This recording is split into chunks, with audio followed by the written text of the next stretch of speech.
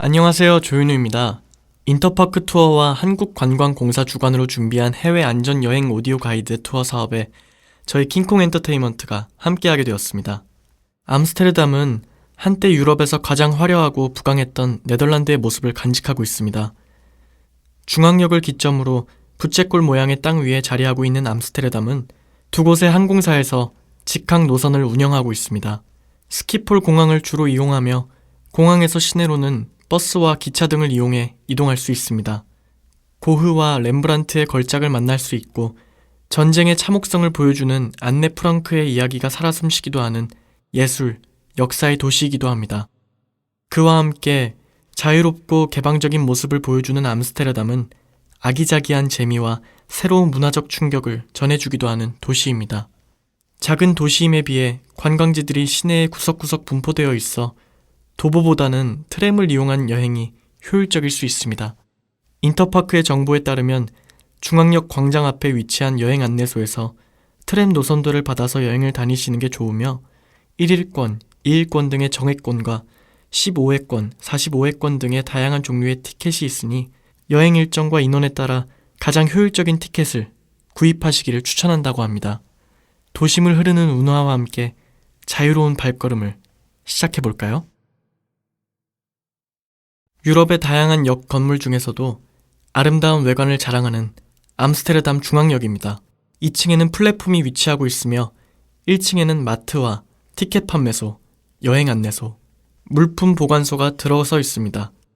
유레일을 이용해 여행하는 여행자들이 티켓을 게시할 수 있는 사무실은 2층의 1과 2A 플랫폼 사이에 위치하고 있습니다. 뮌헨, 프라하 등으로 출발하는 야간 열차의 발착지로 표를 구하기 위해서는 항상 긴 줄을 서야 하니 인기 구간을 이용할 여행객들은 한국에서 미리 예약해가는 것도 좋은 방법입니다.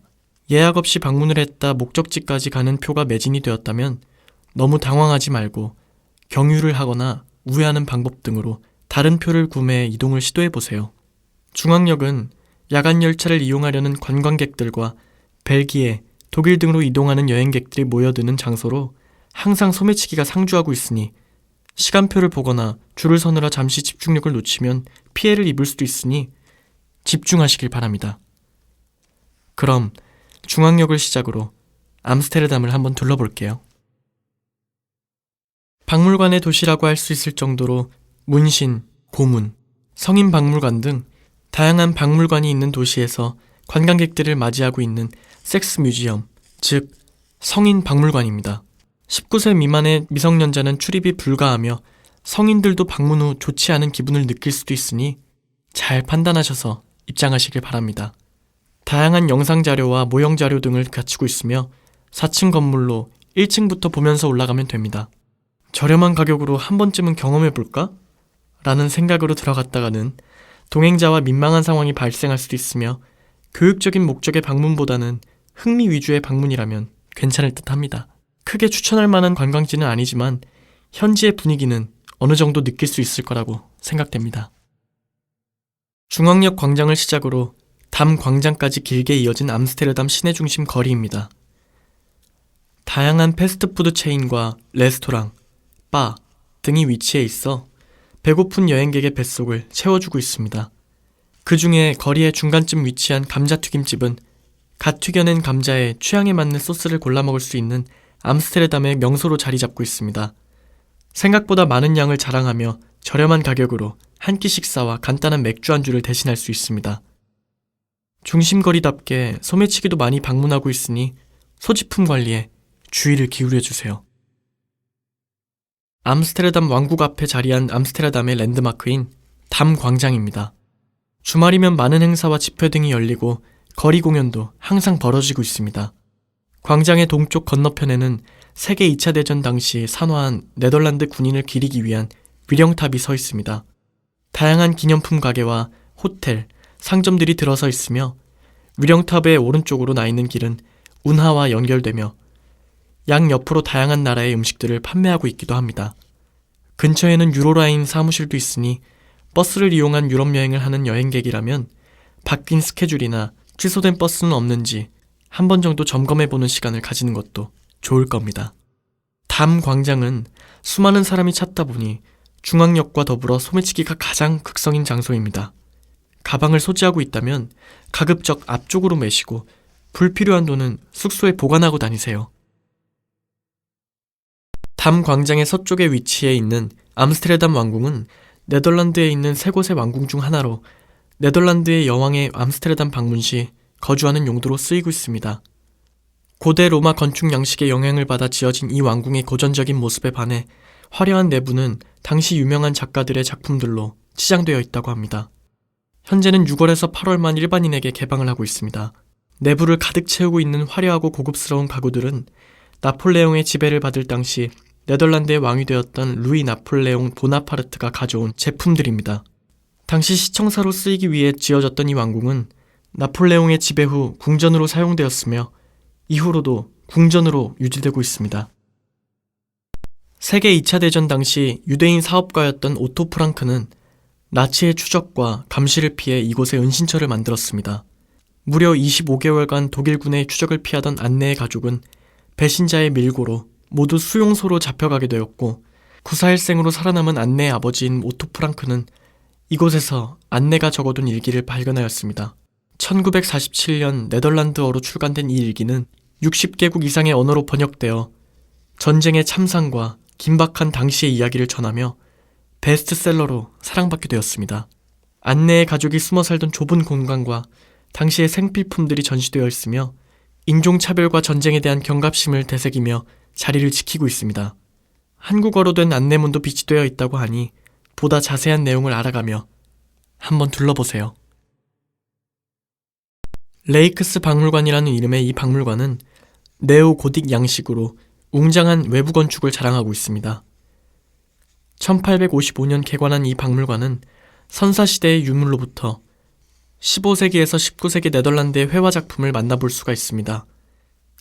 빛의 마술사라는 애칭으로 불리는 네덜란드의 자랑 렘브란트와 진주 귀걸이란 소녀의 베르메르, 네덜란드 풍경화의 대명사 아베르캄프 등의 작품을 비롯하여 수많은 작품을 소장하고 있습니다.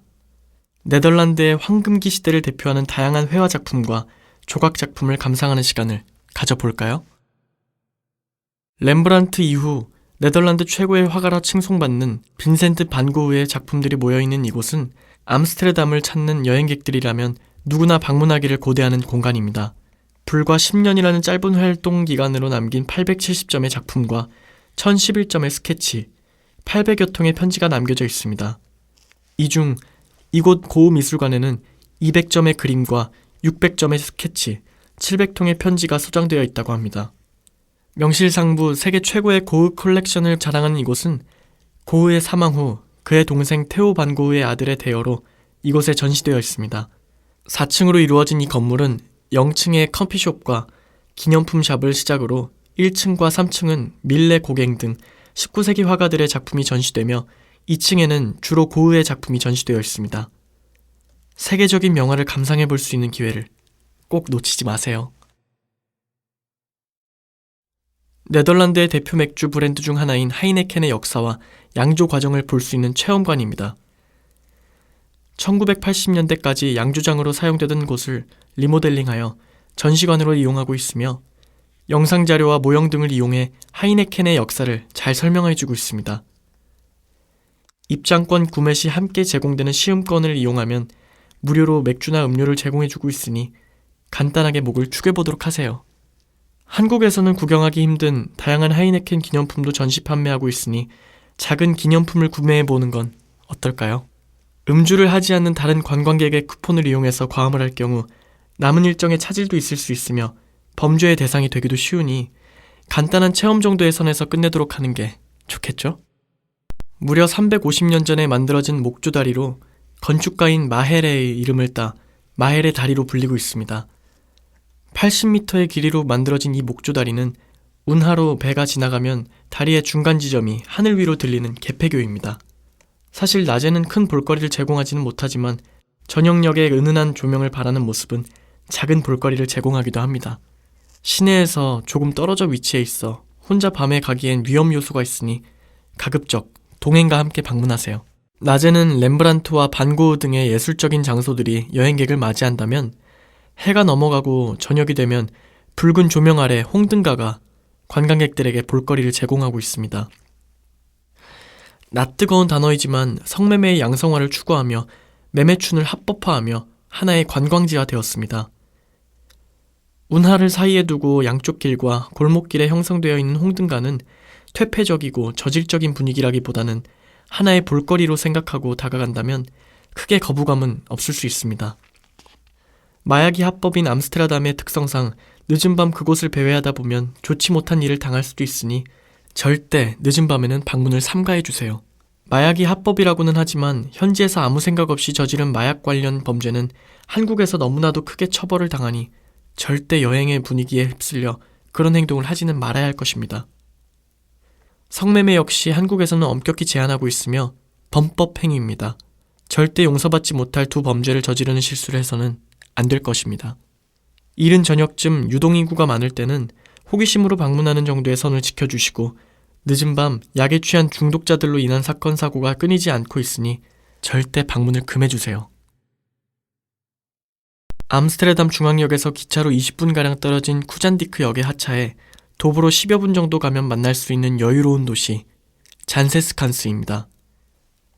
네덜란드의 상징인 풍차를 가까이서 보고 내부를 둘러볼 수도 있는 이곳에는 풍차 이외에 남학신 공장, 치즈 공장, 다이아몬드 판매점 등 다양한 볼거리를 제공해 줍니다. 바닷물 사이에 위치한 넓은 잔디밭에서 여유로이 돌아다니는 염소와 사냥, 거위, 백조 등은 한가로운 마음의 평온을 전해주기도 합니다. 치즈 공장에서는 다양한 치즈를 시식하고 구매할 수 있으며 남학신을 모티브로 한 다양한 기념품도 구매를 할 수가 있습니다. 다만 시내 쪽에 위치한 상점보다 오히려 비싼 가격에 판매되고 있으니 구매는 가급적 시내로 나와서 하는 게 더 경제적입니다.